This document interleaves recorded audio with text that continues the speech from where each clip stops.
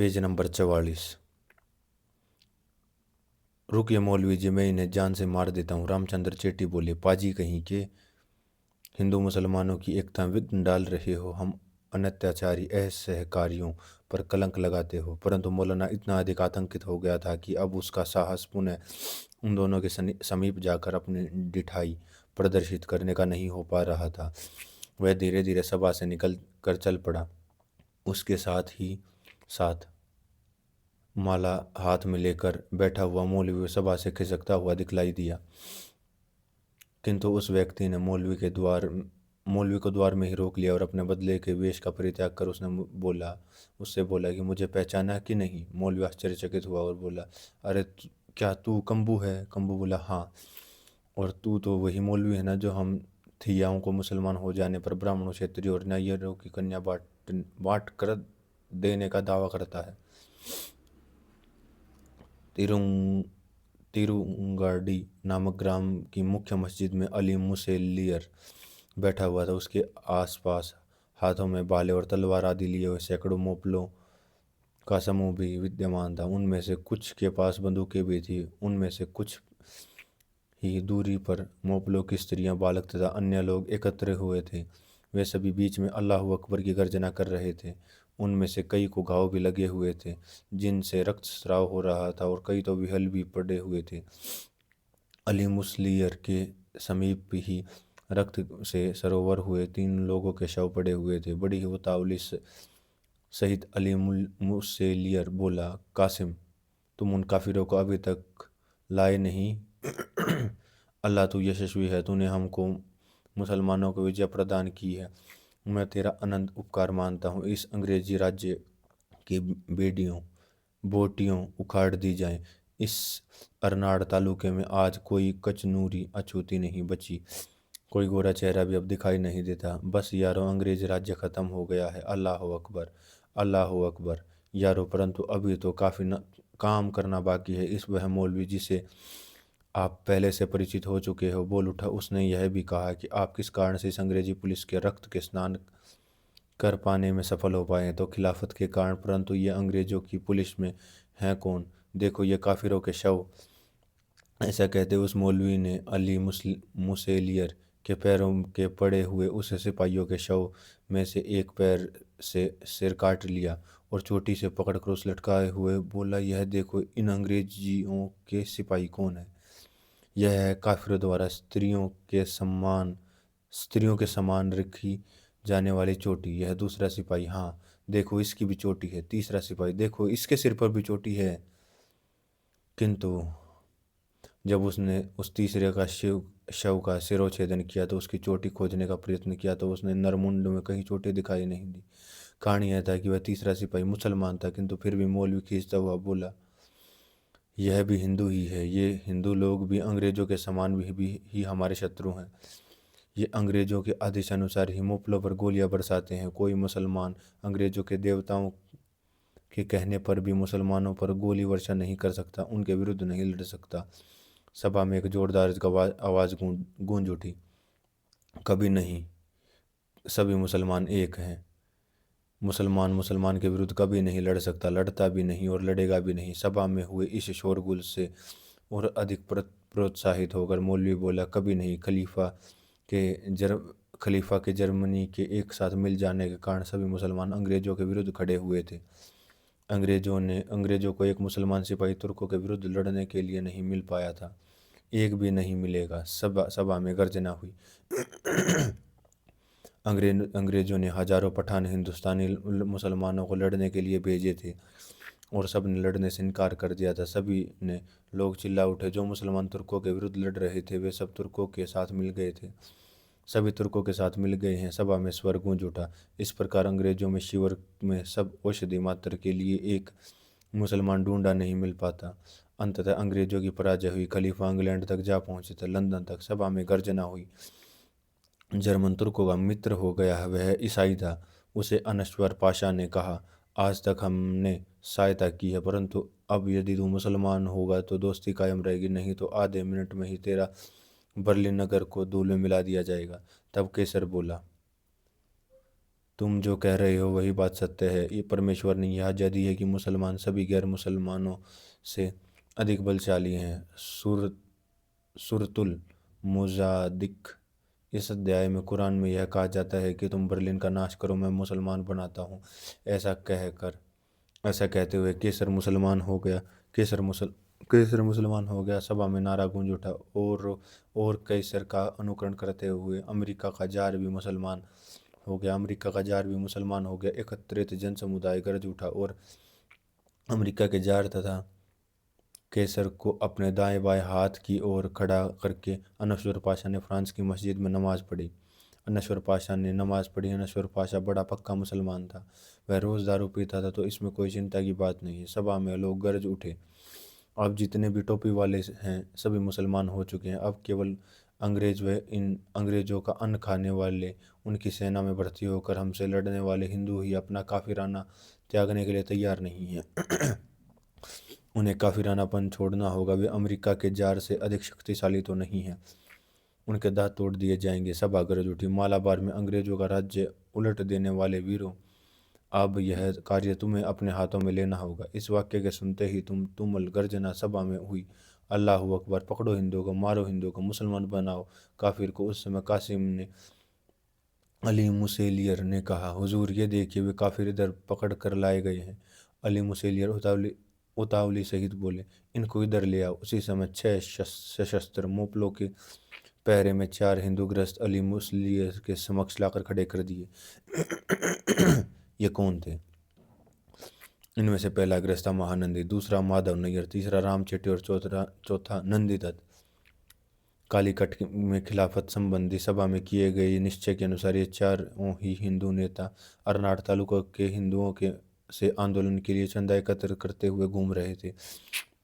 तभी तिरंगाड़ी में दंगा आरंभ हो गया और मुसेलियर को बंदी बनाने के लिए सरकार द्वारा सिपाहियों की एक टुकड़ी भेजी गई, परंतु मोपले सहसा ही तलवारें खींचकर इन सिपाहियों पर टूट पड़े। उनमें से कुछ मारे गए और कुछ वापस लौट आए गए।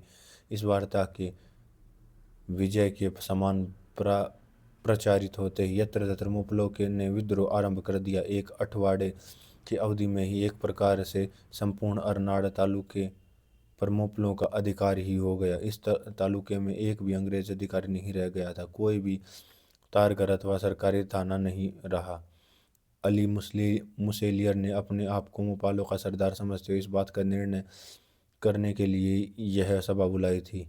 अब विद्रोह का स्वरूप यह होगा तथा विद्रोह के लिए शस्त्रों आदि के धन हेतु की व्यवस्था की जाएगी। हिंदुओं ने जो धन देना था वह अभी तक प्राप्त हुआ है अथवा नहीं, इस संबंध में पूछताछ करने के लिए हिंदुओं से चंदा एकत्रित करने का दायित्व अपने ऊपर वहन करने वाले इन चारों हिंदू नेताओं को बंदी बनाकर अली मुसेलियर के समक्ष उपस्थित किया गया। वह महानंदी से बोला, क्यों बे, तुम्हारे हिंदुओं ने अब तक खिलाफत के लिए कितना पैसा जमा किए हैं? सुनो, मोपलों के इस धर्म युद्ध में होने वाला सब खर्च तुम हिंदुओं को ही देना है, समझ गए हो? थर कांपते हुए महानंदी गुपचुप खड़ा रहा, परंतु माधव नैयर ने कहा, खान साहेब। तभी उसे एक जोरदार धक्का देते हुए एक पहरेदार ने कहा, सरकार, मैं तो पहले आपकी विजय के लिए आपका हार्दिक अभिनंदन करता हूँ। हिंदुस्तान में 1 वर्ष में स्वराज्य, इसके लिए हजारों लोगों ने प्रतिज्ञा समाए आज आयोजित की। मैले और जर्जरित कपड़ों की होलियां जलाई गई, पर दिखाई देता है कि हिंदुस्तान में 1 वर्ष में जो कोई भी सही अर्थों में स्वराज्य स्थापित करने में सफलता प्राप्त कर पाए वे मोपले ही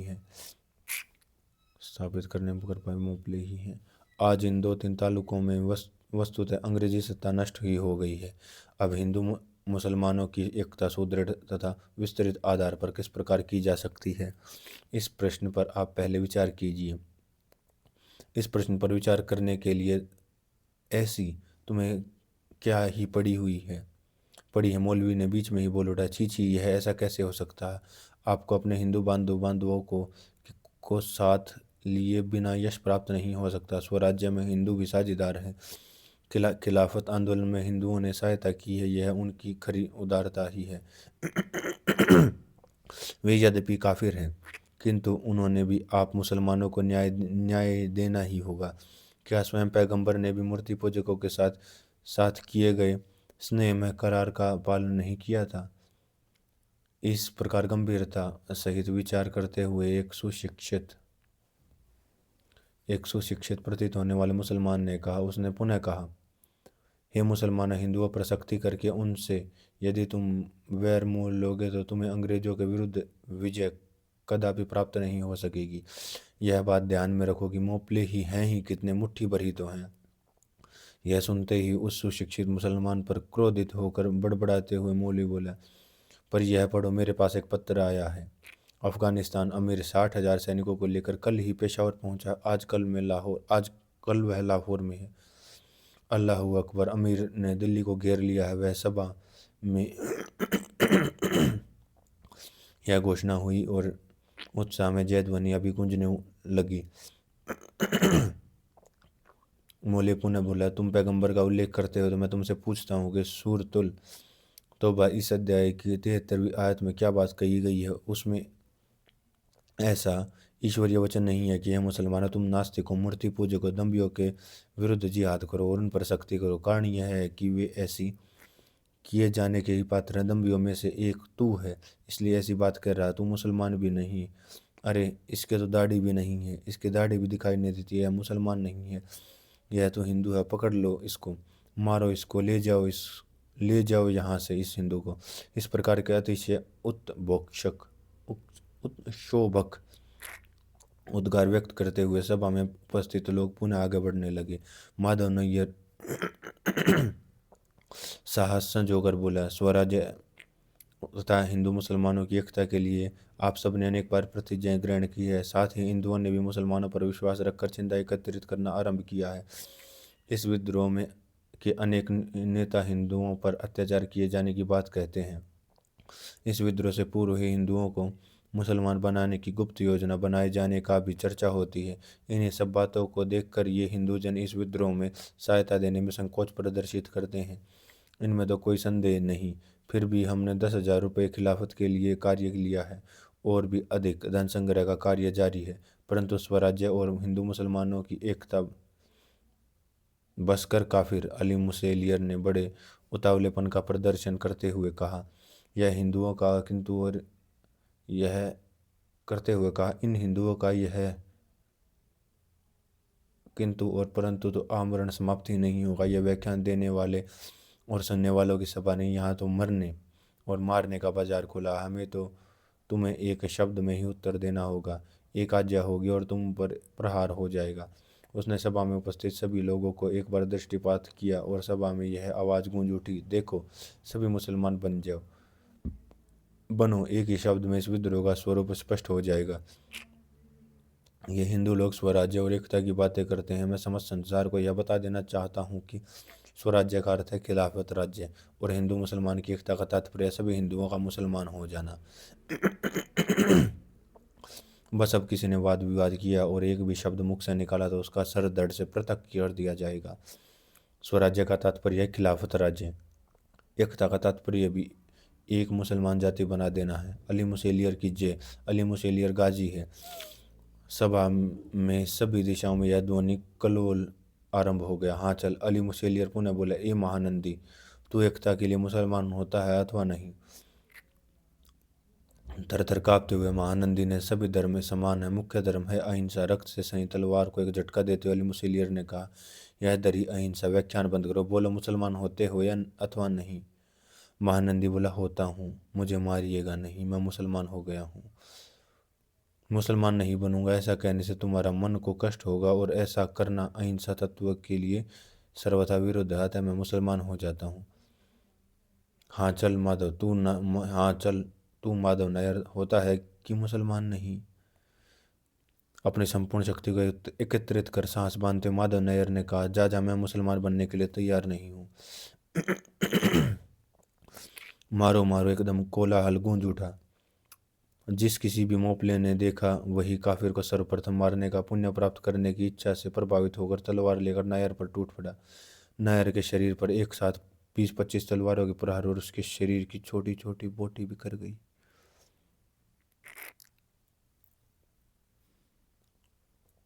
रक्त के फव्वारे छूट पड़े और हत्यारों के शरीर भी रक्त से भर गए। अली मुसेलियर बोल उठा, हे अल्लाह, तूने हमें विजय प्रदान की है। उसके प्रति आभार व्यक्त करने के लिए किसी काफिर के रक्त का प्रथम बलिदान तुझे समर्पित है, पहला नहीं। यह कहते हुए लगभग 10 मोपलों की एक टोली जो यहाँ आई थी बोल उठी, हम मलापुर के निवासी और हम अपने ग्राम के सभी हिंदुओं का धर्मांतरित कर लिया है और जो मुसलमान नहीं बने उनकी हमने हत्याएं करके उन्हें ठिकाने लगा दिया है। हमारे विद्रोह का आह्वान किए जाने से पहले ही हमने गुप्त रूप से इस संबंध में योजना बना ली थी। अल्लाह अकबर। मलापुरम ग्राम का ग्राम मुसलमान हो गया है। सभा में गर्जना हुई। अब मलापुर में काफिरों का समूल सफाया हो गया और वगैरह में अपना वग और वगैरह में और कन्ना में भी यही हुआ।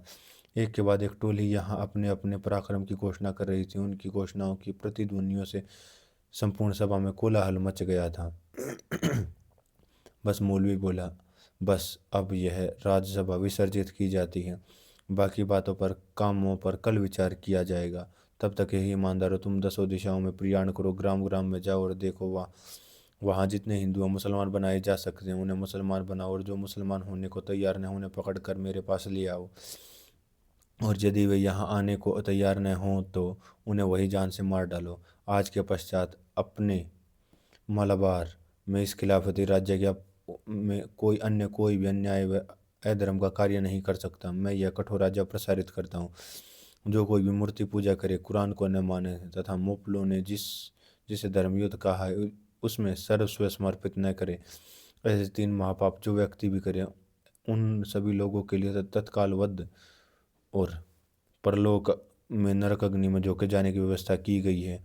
मालाबार एक मुसलमानी राज्य स्थापित हो गया है। इस राज्य में केवल पाप भीरू लोगों का ही निवास करने का अधिकार। अतः जाओ, काफिरों को धड़ाधड़ मुसलमान बनाओ, नहीं तो उन्हें मार डालो। उनकी संपत्तियां तुम्हारी हैं, उनकी स्त्रियां तुम्हारी हैं। वेद यदि स्वेच्छा से देते हैं तो उन्हें ग्रहण करो, अन्यथा लूटो और बलात्कार कर लो। मारो, लूटो, बलात्कार करो। इस राज्य में केवल पुण्यवान और पाप भीरू लोग ही रह सकते हैं। सभा में सहस्त्रों कंठों में यही समवेत ध्वनि गूंज उठी।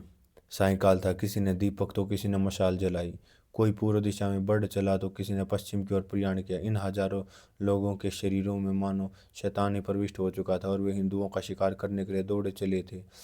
जाओ, 10 दिशाओं में जाओ, मौलवी उन्हें निर्देश दे रहा था।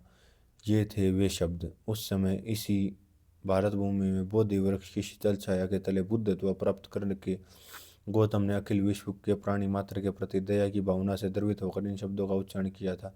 भिक्षुओं, जाओ 10 दिशाओं में और अमृतत्व का संदेश देकर बेतप्त जीवों को शांति का प्रदान करो। उनके यही शब्द मौलवी आज अपने मुस्लिमों से कह रहा था, परंतु वे भिक्षु किस लक्ष्य से गए थे और ये ईमानदार किस लक्ष्य के लेकर चारों ओर बढ़े चले। रात्रि के 12 बजे थे अथवा नहीं, यह निश्चय सहित नहीं कहा जा सकता। कुटुंब ग्राम के नारियल और पोफली के सुंदर वन प्रांतन में सर्वत्र शांति व्याप्त थी। उस शांत वायुमंडल में के पल्ले में किसी अल्लड़ शिशु के समान ही सुमति गहन निद्रा में सो रही थी। उसके केशों की कोई लट कभी वायु के झोंकों के साथ उसके मस्तिष्क पर खेलती सी प्रतीत होती। जब वह बीच में से रुककर श्वास छोड़ती तो उसकी धोती का पल्ला उसके मत गज के गंडस्थल के समान सुशोभित होने वाले वक्षस्थल पर से हिलडुल जाता था। मूल श्री के वृक्षों की छाया को चीरती हुई चंद्रमा से एक चंचल किरण उसके कमल समान सुंदर प्रतीत होने वाले मुखमंडल पर पड़कर उसकी कांति को और भी अधिक द्युतिमान कर रही थी। श्रीरंग के देव मंदिर में भी सर्वत्र शांति व्याप्त थी। एक पत्ता तक भी खिसकने पर स्वर सुनाई नहीं पड़ रहा था। एक पत्ते का भी आवाज नहीं सुनाई पड़ रही थी। 12 बजती अर्धनिद्रित अवस्था से चौंकते हुए प्रहरी ने देवालय के घड़ियाल को बजाया और पुनः निद्रा देवी की गोद में चला गया। अभी एक आधे की घंटा हुआ होगा कि उसी देवालय की सीढ़ियों से लगभग 100 फुट की दूरी पर खड़े एक तरुण ने विशाल वट वृक्ष के नीचे सोए हुए लोगों की टोली में से एक को उठाने का प्रयास किया और कहा, कंबू, वे लोग आ गए हैं, उठो कंबू। कंबू चौंक कर बैठा और तत्काल संभलते हुए बोला, कहाँ से आए हैं, कितने आए हैं, कौन है ये हत्यारे दामू? 100 के लगभग लोग हैं। हत्यारे स्पष्ट तो नहीं पहचाने जा सकते, किंतु वे ब्राह्मणों की बस्ती की ओर गए हैं। चल फिर श्रीरंग, तुम ही हम हिंदुओं की रक्षा करें। यह कहते हुए कंबू ने अपने 20 साथियों को जगा लिया और जो वे वहां सोए थे। वे सभी अपनी लाठियां, तलवारें और भाले आदि लेकर ब्राह्मणों की बस्ती की ओर बढ़ चले। जब यह टोली ब्राह्मणों की बस्ती की ओर जा रही थी, उस समय उन्हें 3-4 ब्राह्मण युवक एक साथ खड़े हुए हरिहर शास्त्री दिखाई दिए। उन्होंने देखकर खिन्न होते हुए कुंभ से कहा, क्या यह शास्त्री महोदय है? 3-4 लोग हैं ही हैं आपके साथ। शास्त्री महोदय ने उत्तर दिया, बता, मैं अधिक लोग कहाँ से लाता। पहले तो मेरे इस कथन पर किसी ब्राह्मण नायर को विश्वास नहीं होता कि मोपलों द्वारा विद्रोह किया जा सकता है, और इनमें से कई तो ऐसे कहते हैं कि भला हमारे घर पर कोई क्यों धावा बोलेगा, और यदि उन्होंने देवालय पर आक्रमण कर ही दिया तो फिर श्रीरंग स्वयं ही मल्लेचों को दंड देने में सक्षम है। भला देवताओं की रक्षा हम मानव क्या करेंगे? ऐसे लोगों को समझने में अधिक समय न लगाते हुए मुझे जो 4-5 स्वयंसेवक मिल पाए, उन्हीं को लेकर मैं आ गया हूँ। अपने निराशा को व्यक्त न करते हुए कंबू ने कहा, ठीक है, जो आए हैं बहुत हैं, वे शत्रु पर चढ़ आए हैं। उनका मुख्य दावा अपनी कन्या पर ही है। मौलवी ने उसे स्वयं अपने उपभोग के लिए चुना है। फिर भी आप किंचित मात्र अधीर न हो, मैं अभी तक जीवित हूँ, उसकी रक्षा करूंगा। और मैं भी, दामोदर भैथिया युवक बोल उठा। उसी समय दबे दबे पांव रखती हुई मोपलों की एक टोली उनके समीप ही आ पहुंची। मोपलों का यह दल थोड़ा सा रुका और उस मौलवी ने कहा, मुसलमानों, आज 3 दिन हुए हैं, किंतु आप लोगों ने बड़ी तत्परता से 10 ग्राम निर्वीर कर दिए हैं। जहां जहां भी आप इन लोगों को पहुंचे, उनके कंठों से अल्लाह अकबर का संवेद स्वर गूंजा। वहीं काफिरों में भगदड़ मच गई। इसका कारण यह है कि वे भी सभी असंगठित थे। ईश्वर ने तुम सब के सारे पाप क्षमा कर दिए हैं, किंतु तुम विगत 3 दिनों से महान पुनीत कर्म करते हुए घरों में घूम रहे हो। कम से कम 600 घरों को तुमने आग लगा दी है, सैकड़ों काफिरों को मुसलमान बना दिया है, देव प्रतिमाओं को उल्टा करके उन पर लघु शंका की है, थूका है। ईश्वर ने भी तुम्हें इन कार्यों का साथ के साथ परिणाम दिया है। कुरान शरीफ में ऐसा ही लिखा है कि जन्नत में बड़े बड़े नेत्रों वाली अप्सराएं मिलेंगी। यह वह बात तो अलग है, परंतु इसी लोक में आज 3 दिनों में हमारी भोग विलास की शक्ति समाप्त सी हो गई है, क्योंकि हमने अधिक संख्या में सुंदर स्त्रियां उपभोग के लिए प्राप्त हो चुकी हैं। प्रत्येक धर्मयोद्धा को इतना अधिक धन बांटने के फलस्वरूप मिला है, उसके लिए धन को पीठ पर लादना ही कठिन हो गया। इस पर संपूर्ण सुख देने के बदले में हम वस्तुतः खुदा के शुक्रगुजार हैं अथवा नहीं, इस सिद्ध करने के लिए अब समय तो आ गया है। इस ग्राम में तुम्हें अन्य सभी ग्रामों की अपेक्षा अधिक संघर्ष करना पड़ेगा। इसका कारण यह है कि शैतान ने स्वयमेव कंबुतिया नामक इस ग्राम के एक व्यक्ति के शरीर में प्रवेश पा लिया है। मैंने स्वयं शैतान को उसके शरीर में प्रवेश करते हुए देखा। हे अल्लाह, तू तो सब कुछ जानता है, अल्लाह तू समर्थ है। इस ग्राम में तुम्हें गुपचुप छापा मारना होगा। हे धर्मवीरों, ध्यान रखो, ध्यान सहित सुनो कि इस ब्राह्मण बस्ती में प्रत्येक घर में ऐसी 5-10 सुंदर कुमारियां हैं जिन्हें तुम्हारी मालाबार में अन्यत्र कहीं भी मिलने दुर्लभ है। इस ग्राम में मोपलों के भी 4 घर हैं, उनसे भी तुम्हें सहायता प्राप्त होगी। कंबू की टोली को फंसाने की भी मैंने युक्ति खोज ली है। वह यह है कि यदि ब्राह्मणों की बस्ती में आप लोगों का कुछ प्रतिरोध किया जाएगा तो तुरंत ही योग के मारवाड़ में आग लगा दी जाए। जब कंबू और उसके अन्य सहयोगी अपनी बस्ती में आग लगी हुई बुझाने के लिए दौड़ पड़ेंगे, फिर ये ब्राह्मण और नैयर अकेले पड़ जाएंगे और इन्हें निपटना असरल हो जाएगा। परंतु जब इस ग्राम में इतना अधिक प्रतिरोध होने की आशंका है, फिर अन्य ग्रामों में क्यों न चले। सहजी धर्म का प्रचार, धन तथा यश लाभ की सुनंदी यदि उपलब्ध हो तो फिर हमें इस विपत्ति को मोल लेने की क्या आवश्यकता है। 2-4 धर्मवीरों ने तनिक जोरदार आवाज में कहा। परंतु इस ग्राम में ब्राह्मण और नायरों की स्त्रियों के समान सुंदर महिलाएं तुम्हें अन्यत्र कहीं नहीं मिल पाएंगी क्या? मुसलमानों का धर्म के लिए संकट को तो झेलना पड़ेगा, मौलवी ने क्रोधपूर्ण मुद्रा में उन्हें उत्तर दिया।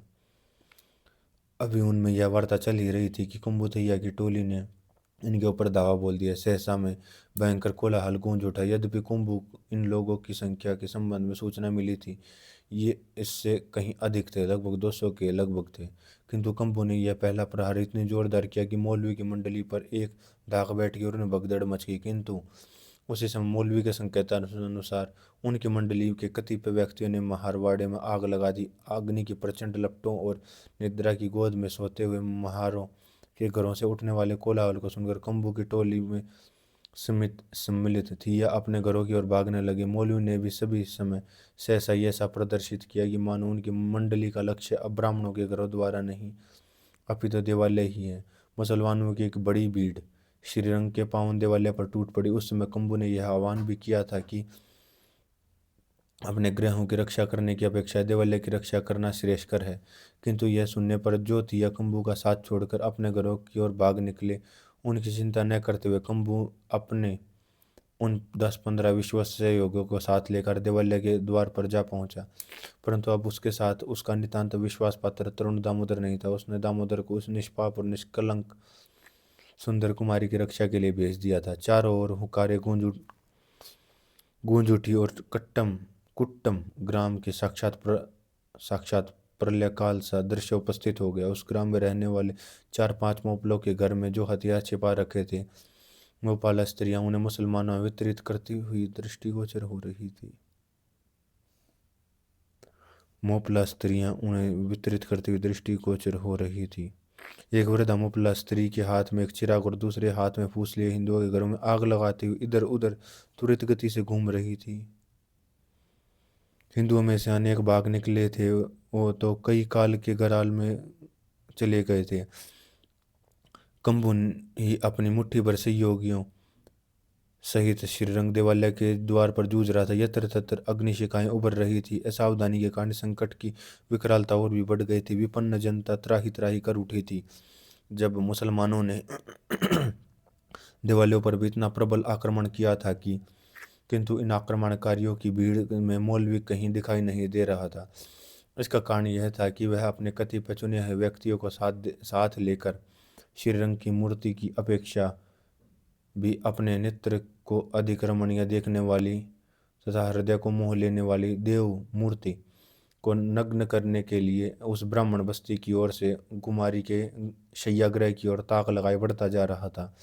उसके वहां पहुंच पाने से पूर्व ही दामोदर थे या ब्राह्मण बस्ती में आ पहुंचा था। उसी बस्ती के समय हिंदू और मुसलमानों में जो प्रथम मुठभेड़ हुई थी, जिसमें कई मुसलमानों को पीछे हटने पर विवश होना पड़ा था, उसके कारण कुछ शोरगुल से उस ब्राह्मण बस्ती के अनेक लोग निद्रा से चौंक कर उठ बैठे थे। मुसलमानों के पीछे हटने के कारण जो कुछ समय मिल गया था, उसका लाभ उठाते हरिहर शास्त्री तथा दामू इन लोगों को एकत्रित कर बस्ती की रक्षार्थ संगठित प्रयत्न करने के प्रयास में लग गए थे। वे इन लोगों को आत्मरक्षार्थ सिद्ध करने के लिए प्रोत्साहित कर रहे थे। राम शास्त्री, चिंतामणि तथा अन्य ब्राह्मणों अपने घरों में प्रविष्ट हुए और हत्यारों को निष्कासित करने में जुट गए थे। उनमें से अनेकों को कम्बू द्वारा सावधान होने के संबंध में पहले ही दी गई चेतावनी स्मरण हो आई थी। वे उस चेतावनी की उपेक्षा करने के पर भी पश्चाताप कर रहे थे, परंतु स्थूलेश्वर शास्त्री अभी भी शंका से नहीं उबर पाया था। इतना ही नहीं, उसके मन में तो और भी भयंकर संशय उत्पन्न हो गया था कि उसको संशय था कि कौन जाने यह कम्बू थी या ही मुसलमानों से मिलकर वह उपद्रव करा रहा हो। उसने अपनी शंका को अन्य लोगों के समक्ष व्यक्त किया तो उनमें से अनेक क्षुब्ध होकर बोल उठे, ऐसा समझते हो तो ऐसा ही सही, किंतु अब तो ये मोपले आक्रमण कर रहे हैं। तुम्हारे तुम्हारे गृहों कक्षों में स्थित देवगण, ये तुम्हारी महिलाएं, तुम्हारा धर्म चाहे किसी के द्वारा भी क्यों न हो भ्रष्ट किया जा रहा है, उसके संरक्षण का तो प्रयास करो। बस संरक्षण, स्थूलेश्वर शास्त्री ने चिढ़कर किया। महार ब्राह्मणों की गलियों में आ गए हैं, उनकी छाया तुम पर पड़ रही है, उनके कंधों से कंधे तुम्हारे भिड़ रहे हैं। अब तुम्हारा धर्म रह ही कहाँ गया है जिसकी मैं रक्षा करूं? परंतु यह कौन है? अरे यह तो महारों का लड़का है। दम्या तू हमारे यहाँ मेरे घर के आंगन में घुस आया है। धर्म का सत्यानाश हो गया। तेरी अपेक्षा मुसलमान ही यहाँ आ जाता तो कौन सा बड़ा भ्रष्ट कार्य हो जाता।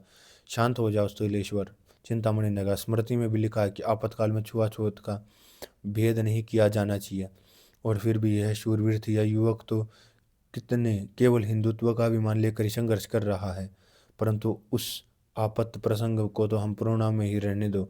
हरिहर शास्त्री ने क्रुद्ध होते हुए कहा, वह हिंदू है, अतः हम उसे हमारे घरों में आने का पूर्ण अधिकार है। उसने धर्मवीरों के समान संग्राम किया था। मैं उसकी क्षण वंदना करता हूँ। उसका आना तथा मुसलमानों का ब्राह्मण बस्ती में घुस आना, क्या ये दोनों ही समान रूप से भ्रष्ट कार्य हैं?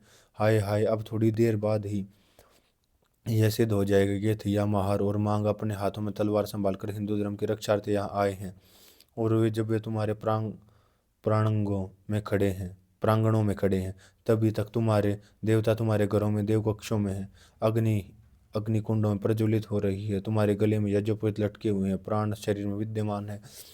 ठहरो थोड़ा, संगठित न हुए तो कुछ और क्षण यूं ही खड़े रहो, फिर देखोगे वो मुसलमान यहाँ आ पहुंचेंगे। फिर देखना तुम्हारे देवता अग्नि यज्ञोपवीत, तुम्हारी महिलाएं और वेदों की पावन पोथियों का क्या हाल होता है। और फिर यह भी देख लेना कि महार और मुसलमान से ही हैं। चलो, तुम्हारी इसी शंका का भी निवारण हो जाएगा। क्रोध और क्षोभ के कारण हरिहर शास्त्री के मुख से अब ये शब्द निकले ही थे कि उस मौलवी की टोली भी वहां आदम की। जब उन्होंने इस ग्राम पर मोपलों के घर में पहले से छिपा कर रखी थी। कुछ बंदूकें और 2 पिस्तौल भी मिल गए थे। और कंबू की टोली के कुछ लोग देवालय के रक्षार्थ चले गए थे, तो कुछ लोग अपने महारवाड़े के रक्षार्थ गए थे। और इस प्रकार वे उन टोली तितर बितर हो चुकी थी। उसी समय मौलवी भी ब्राह्मण बस्ती में आ पहुंचा था और उसने अपनी पूर्ण शक्ति सहित आवाज लगाई थी, मारो काफिरों को। एक भयंकर गर्जन हुआ और मौलवी की टोली के साथ ही साथ दौड़ने वाली वह वृद्धा भी वहां आ गई और उसने अपनी मशाल से ब्राह्मणों की बस्तियों के समीप स्थित नायरों के 2-3 घरों और फूस के ढेरों में आग लगा दी। उस समय एक ढोल से भी भयंकर ध्वनि गूंज उठी और उसके साथ ही ये स्वर भी गूंज उठे, मारो काफिरों को। हरिहर शास्त्री ने कंबू को जो कुछ बताया था उससे शास्त्री महोदय ने अपने पुत्री सुमति को पूर्ण अवगत नहीं कराया था। वह तो आज भी प्रतिदिन के समान ही प्रगाढ़ निद्रा की गोदी में सोई पड़ी थी।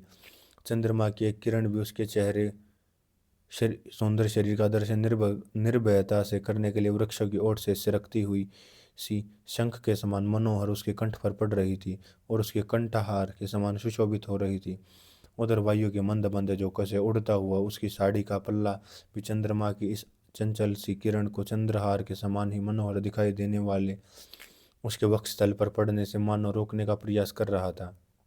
जिस समय सुमति गहरी नींद में सोई पड़ी थी, उसी समय ब्राह्मणों की इस बस्ती से दूर हिंदुओं और मुसलमानों में पहली बार मुठभेड़ हुई थी। इस गड़बड़ के कारण सुमति ने देखा था कि संस्कृत श्लोकों की अंत्याक्षरी में आज पुनः उसके भाई कालिदास के श्लोक के नाम पर उपनिषद का एक श्लोक बोल दिया था। वह उल्टा उसे ही खिंचाने लग गया था कि उसे पुनः झपकी लग गई। कुछ ही पश्चात पुनः एक भयंकर कोलाहल हुआ और वह सहसा ही चौंक उठी। उसकी आंखें खुली तो उसने देखा कि उसके सम्मुख वह थिया युवक खड़ा हुआ है। क्षण भर तो वह यह समझती कि मैं स्वप्न देख रही हूँ। उस दिन वह उपवन में पुष्प तोड़ रही थी।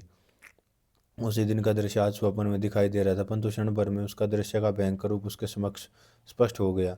उसके पिता ने बड़ी चिंताग्रस्त मुद्रा में उससे कहा, बालिका सुमति, जाग, घबराना नहीं। देख, अपनी इस ब्राह्मण बस्ती में भारी संख्या में क्रूर लुटेरे घुस आए हैं। इस वाक्य को सुनते ही सुमति सहसा ही संतप्त हो उठी। उसके मन में यह शंका उत्पन्न हो गई कि क्या यह भी उसी टोली का कोई लुटेरा है। उसने उस थिया तरुण की ओर ऐसी दृष्टि से निहारा कि जिस प्रकार कोई दीनहीन व्यक्ति किसी दोषी की ओर निहारता है। उसका पिता पुनः बोल उठा, ऐसी स्थिति में तेरी रक्षा का एक ही उपाय मुझे दिखाई देता है। जितना शीघ्र हो सके उतना शीघ्र ही तुझे किसी मार्ग से हो तेरे मामा के घर पहुंचा दिया जाए। तेरी रक्षा के लिए तेरा भाई तथा मेरा यह विश्वास पात्र था यह युवक दामोदर तेरे साथ जाएगा। यह सुनते ही संकटमय स्थिति में भी उस कुमारी के मुख पर संतोष की एक रेखा हो रहा। इसका कारण यह था कि उसे अब विश्वास हो गया था कि इस सुशील और सुंदर आकृति वाले थिया युवक के द्वारा कोई दुष्टतापूर्ण कृत्य नहीं होगा। युवक दामोदर चोर नहीं अपितु उसका रक्षक है। उसका यह विश्वास आज सत्य सिद्ध हो गया था। उस समय उसकी भयंकर स्थिति में अपनी पुत्री को पूर्णतः अवगत कराने के लिए शास्त्री महोदय पुनः बोल उठे, हाँ, उठ वाले उठ, पगली कहीं की, तू अभी भी जाने को तैयार नहीं हुई।